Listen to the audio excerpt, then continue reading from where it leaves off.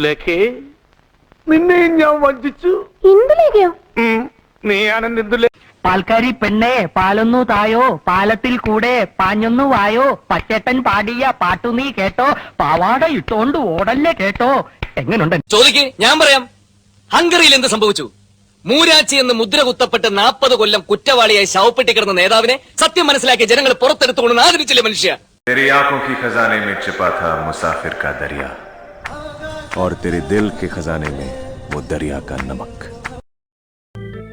English കുറച്ചുകൂടി നന്നായിട്ട് പഠിക്കാനും സൗന്ദര്യമുള്ളത് മാത്രമാണ് ഏക ആശ്വാസം. സ്നേഹം ഭ്രാന്താണെങ്കിൽ, ഇഷ്ടം വട്ടാണെങ്കിൽ,